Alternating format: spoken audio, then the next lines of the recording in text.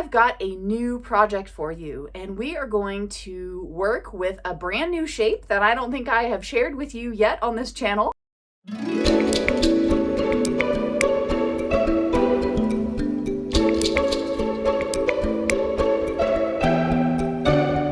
Hello, and welcome back to my channel, MakerJayne, where I share all things English paper piecing, from tips and tutorials to projects and more.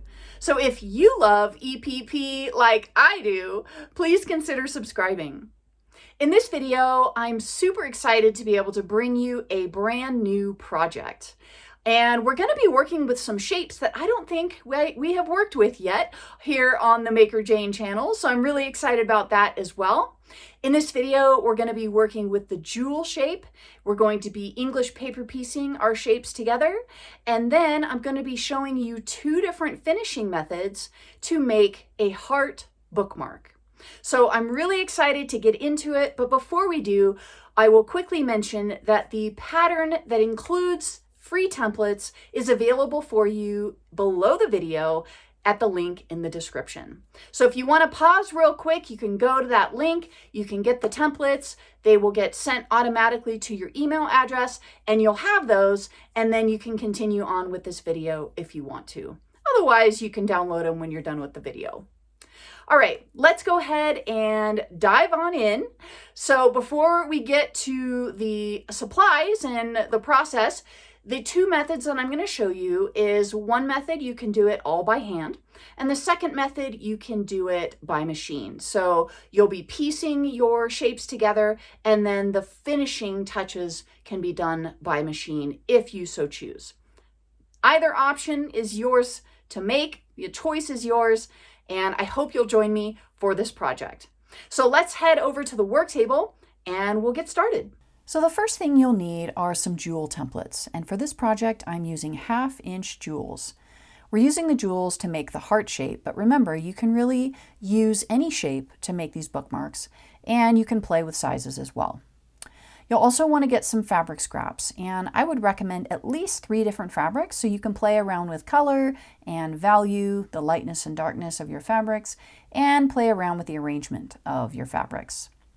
You don't need anything larger than a 5-inch square for each heart. So you can use scraps, you can use fat quarters or fat eighths. It's up to you. I've also got some bias binding tape here on the table. You can use something like that, or you could use ribbon. I just didn't have any coordinating ribbon that went with my fabric, so I decided to use binding tape.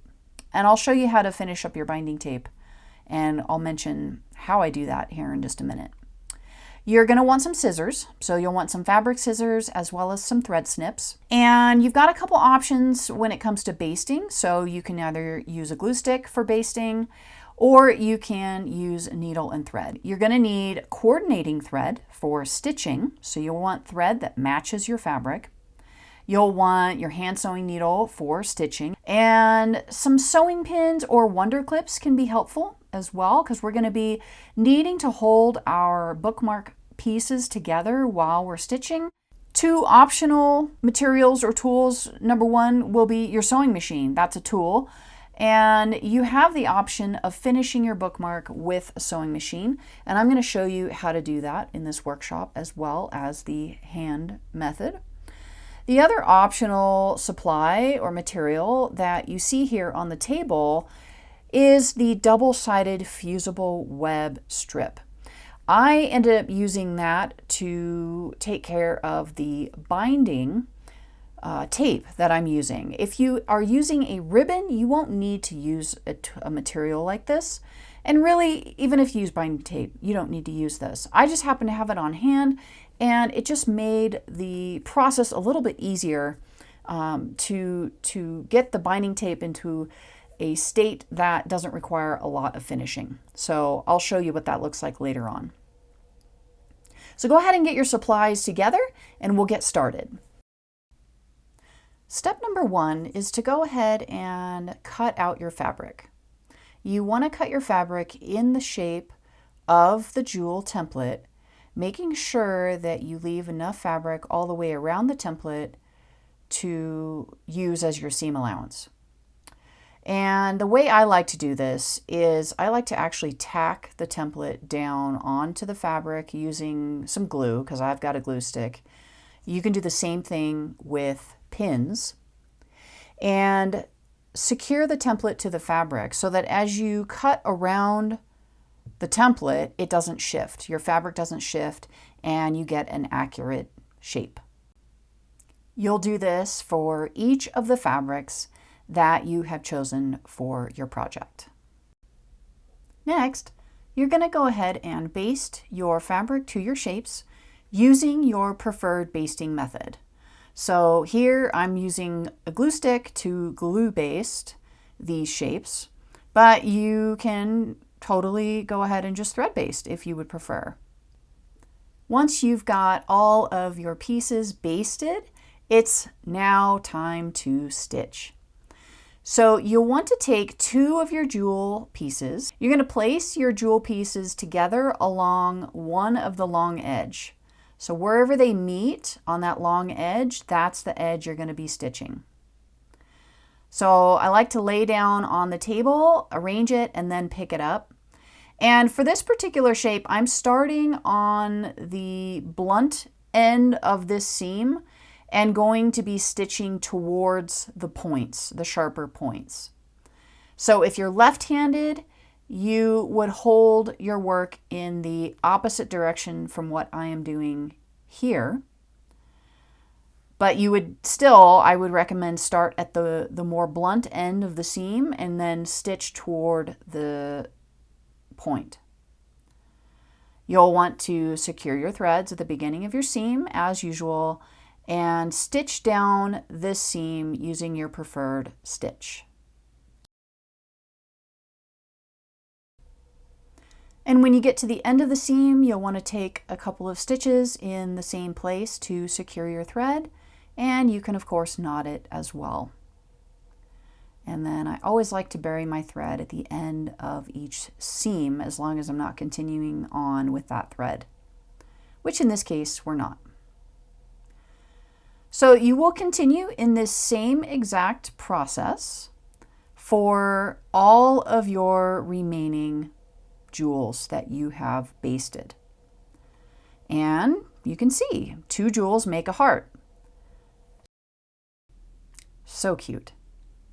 So once you've got all of your hearts assembled, the next step is to arrange them on the table in the order that you want them for your bookmarks.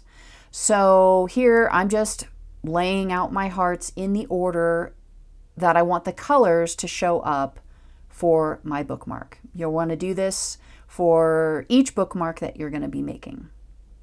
And once you've got your pieces arranged in the order you want them, then you can start picking up 2 pieces at a time and stitching them together.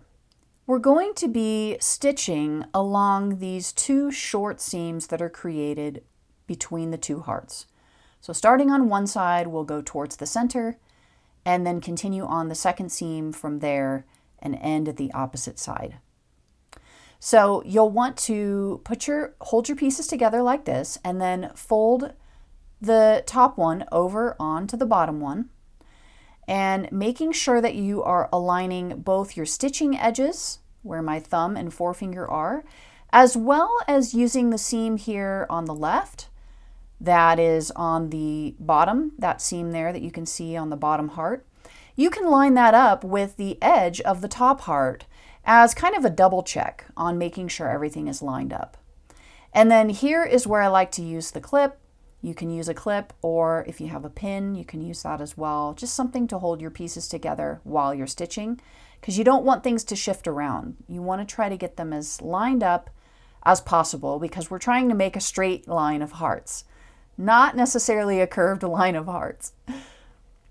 So you'll just continue just like we do like normal when we're stitching EPP, but remember, we're only going to be starting where the 2 pieces meet. So you don't need to start all the way back at the end of that heart or the curve of the heart.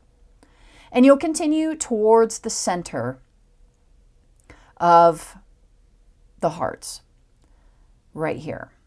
When you get to the center, you don't need to cut your thread, you don't need to bury your thread, But I do recommend taking a few stitches and even a knotting stitch if you want to secure the end of that seam before you continue on to the next seam.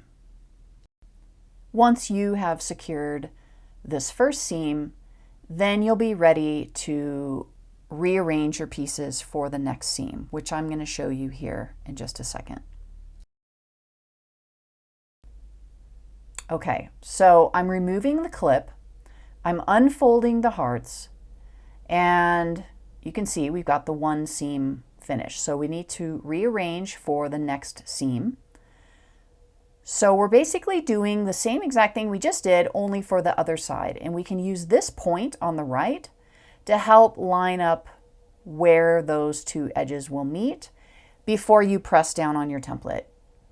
And I like to press my templates. It just keeps things easier to hold, but you don't have to press a crease in your template if you don't want to.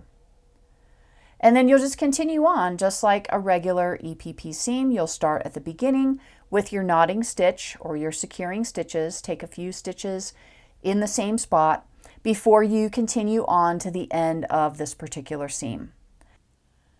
And when you get to the end of that seam, just remember that we are not stitching all the way down this heart. We're only going about halfway. So I've reached the end here. And again, you will go ahead and take a few stitches, put in a knotting stitch, and then you can bury your thread and cut your thread.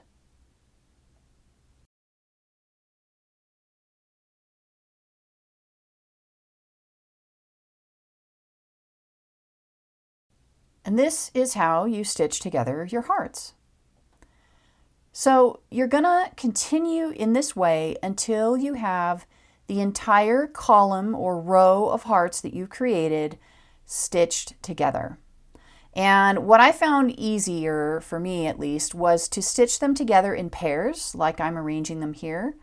And then once I have each pair stitched together, then I take those pairs and stitch those to each other until I have a whole row or column of hearts.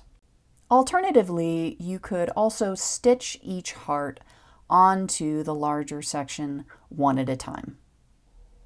Once you have all of your hearts stitched together in the order that you want them, then the next step is we're going to head over to the pressing station and we're going to press our pieces. I mentioned at the beginning of this video that you have two options. You can either leave your templates in or remove them, and I'm going to be showing you both methods and what that looks like. So before we do anything with our templates, I always like to give my EPP a good press before I remove any templates. That just helps the edges stay creased. Once you remove those templates, you're going to need to fold back your seam allowances, and giving it a good press before you remove your templates, I find is helpful to get those seam allowances back into place. So for these longer pieces, this longer bookmark, I'm going to go ahead and leave the templates in for that example. And then for the shorter example, I'll demonstrate what it will look like and how you'll want to put it together when you remove the templates. I'll be showing you how to finish your bookmark if you decide to leave the templates in a little bit later in this video. But for right now, I'm going to set this off to the side and we'll continue on with the version of removing the templates. So I'll show you how to remove the templates and also how to finish your bookmark if you have removed the templates. So let's continue on with that process. First, you'll go ahead and remove your templates. And because we have just pressed this, your edges around your bookmark should be very well creased. So when you remove the template, you should be able to fold your seam allowances right back into place without too much fuss. So you'll just want to be delicate as you remove your templates and work your way all the way down the bookmark. You can start at either end. It doesn't really matter which end you start at. You'll just want to go ahead and start removing those templates. One thing I did find helpful is to not remove all the templates at once. I removed just a pair of templates and reworked those seam allowances, pressing them back into place, first by finger pressing, and then bringing the iron over once I was happy with the placement of those seam allowances. I recommend taking your time with this because this final press here is what is going to determine whether your hearts will actually look like hearts or not. So take your time, maybe, make yourself a cup of tea or coffee, put on some nice mellow music, and just enjoy this process. This is also the time where you want to make sure that your little tails that are sticking out and down at the bottom of each heart is pressed in the direction that you want it to go. Because we want our bookmarks to be as thin as possible, you don't want any extra bulkiness, anything more than necessary. So try to get those little tails going in the direction that they should be going, and that will help eliminate that bulkiness. Here's what your bookmark pieces should look like after you've done all of your pressing. You'll notice that the tails on the very bottom, that bottom heart, I have pressed up. So those tails are now hiding behind the piece. You want to make sure you do that before you move on to the next step. I also found that after all of the templates have been removed, using a little bit of spray starch can help make all of your edges nice and crisp and can help hold all of those seam allowances down nice and flat. If you find any stray threads like this one here, you can press it to the wrong side of your work, which I would recommend more than snipping it, because if you snip it, it might still bug you later on. It might come back to haunt you. So pressing it, if it's long enough, will make it just lay flat and out of your way. The next step is to go ahead and cut your ribbon or binding tape if you're going to be using binding tape like I am in this case. You're going to want to cut two small sections, roughly about 6 inches in length each, because then you're going to fold them over on themselves to make about a 3-inch little tail that you're going to attach to either end of your bookmark. Go ahead and fold each of those ribbons or binding tapes in half, just like I have here, and then you'll be ready to stitch everything together. For this particular bookmark, I am going to be machine piecing for the finishing. So you've got a couple options when it comes to your bookmark ribbons, and I'm just going to call them ribbons from now on, even though I'm not using ribbon, I'm using binding tape. For my ribbons, I decided to go ahead and stitch them closed so that they wouldn't be flopping around and loose and loosey-goosey on my bookmark. I wanted them to be closed up. So you can do this either by machine or by hand. I'm just decided to show you how I'm doing it by machine. You'll notice I also have a little leader fabric, and despite that, I still had some issues with my machine pulling the ribbon down into the throat plate. So I had to kind of wrangle that a little bit. So just be careful, go slow.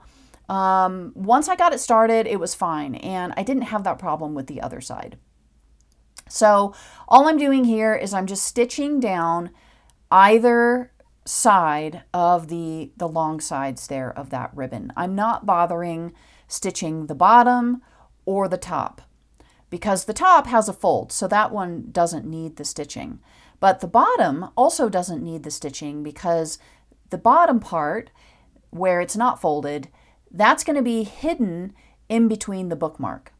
So you really only need to finish the two long sides of your ribbon. And in fact, if you are using actual ribbon, you shouldn't need to do much finishing at all. The only reason I'm doing finishing in this case is because it is binding tape and I wanted to close up those sides. So you'll do whatever finishing you want for your ribbons. You're going to do that for both pieces, and that will prepare them for the rest of our assembly. So now we can finally start assembling our bookmark. And for this, I am looking at step number 8 if you're following along with the pattern. So for step 8, you're going to arrange your bookmark pieces and your ribbon pieces. You're going to want to put one bookmark piece right side facing down towards the table, wrong side facing up. You're going to place your 2 ribbon pieces at either end. And then you're going to place the top bookmark piece right side facing up. So basically we're making a sandwich, and we're putting our ribbon pieces in between the sandwich. And you want to make sure that you insert those ribbon pieces so that you've got at least 1/4 of an inch seam allowance that's hiding out inside of your bookmark. Once you get everything arranged, and you want to, make sure that the hearts all match up along the edges and your point at the bottom matches up as well. Once you get your things all matched up, your edges all matched up, you can either use clips like I'm using here, or you can grab some pins and go ahead and pin everything in place. You're going to want to especially pin in place when you are machine stitching, because as you start sending this through the machine, and you're going to see how we do that here in just a second, we're going to be moving our piece around a lot because we've got to do some pivoting. We got to go around all these little corners. And so with all that movement, there's going to be a lot more risk of things shifting. So just make sure that you secure it, as much as you're comfortable. Sometimes clips like this can get in the way, especially with the sewing machine. So just do the best you can, and use as much clip or pins as you need to, as will make you feel good about everything being held in place. So let's go ahead and take this over to the sewing machine. We're going to begin by doing a little back stitch.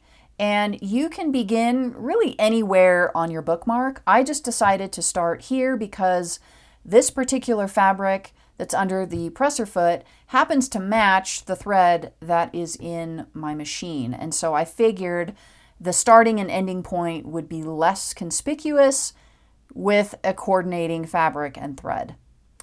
So when you come to a corner, you're basically just going to put your needle down and then pivot. So I kind of went through that a little quick. Let me just show you how, as I come to this inside corner, I stop with my needle down and my presser foot up. I pivot my work, and here I'm just arranging the edges because they are a little out of alignment, and then continue on sewing. And then anytime you get to one of those outside corners, same exact thing. You stop, put your needle down, your presser foot up, and you pivot. And then the presser foot goes back down again, and you can continue on with your stitching. This is another process that you want to take your time with. And if you don't get things quite lined up, you can make little adjustments as you go, like I was just doing there. But take your time with this because there are so many little corners and pivots. You don't want to rush. You might need to adjust the length of your stitch in some spots. I did find I had to do that as I was coming up to some of these outer edges. I didn't want to run off the edge of the bookmark, so I would adjust my stitch length, do a little back stitch, readjust, repivot. You get the idea.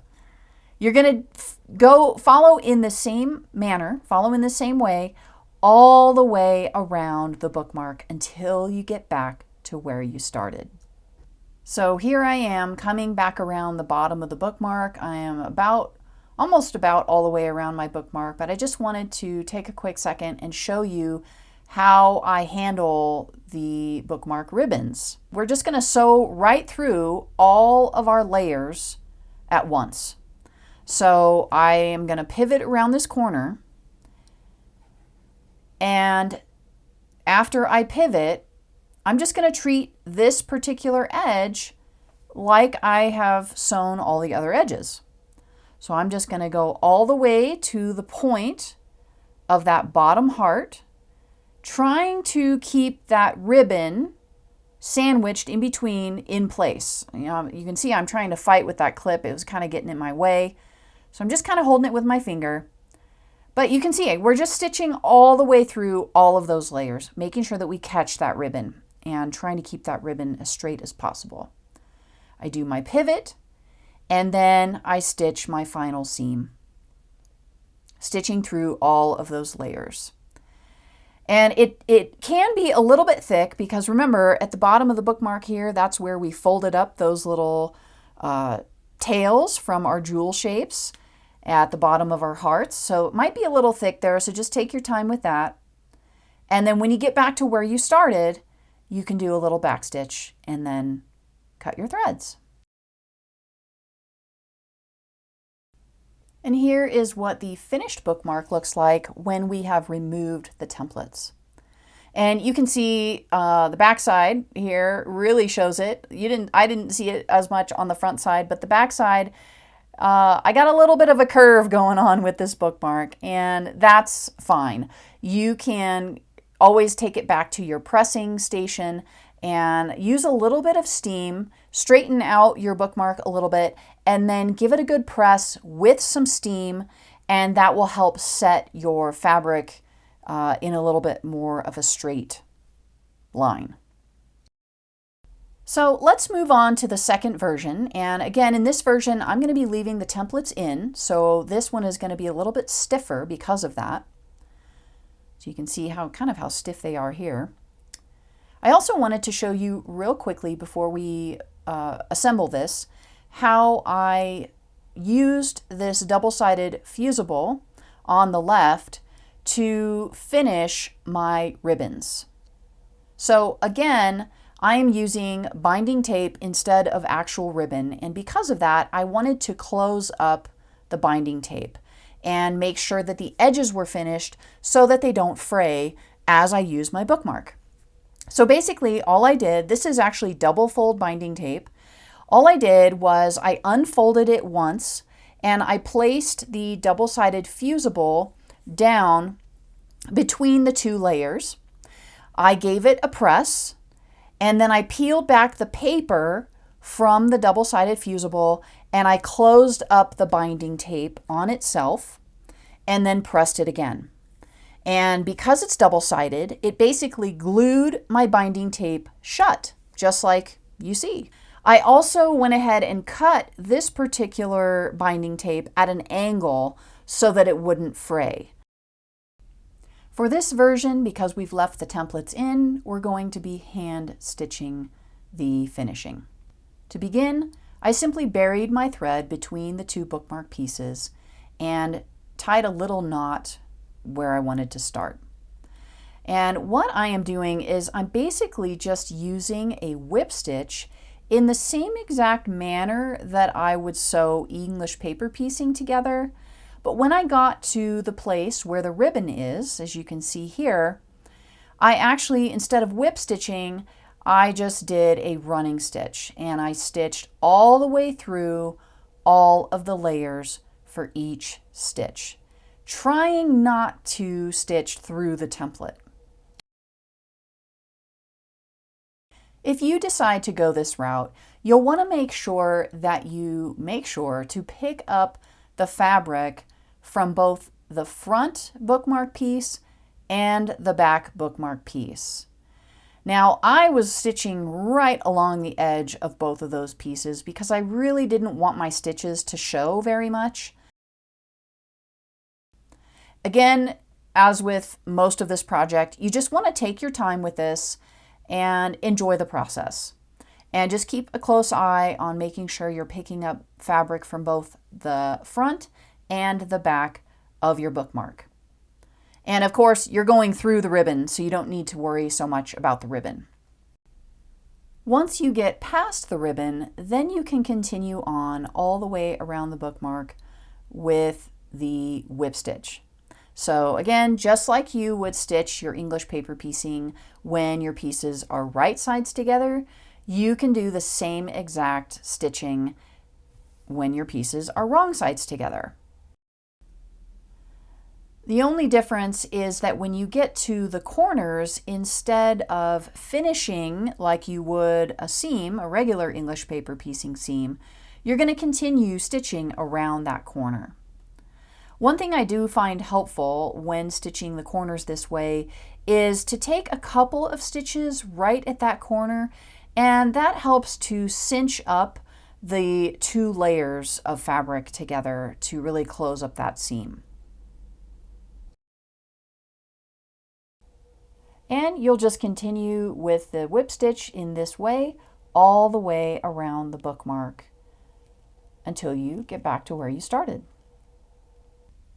And remember, you can use this same hand finishing technique with a bookmark that you have removed the templates from as well.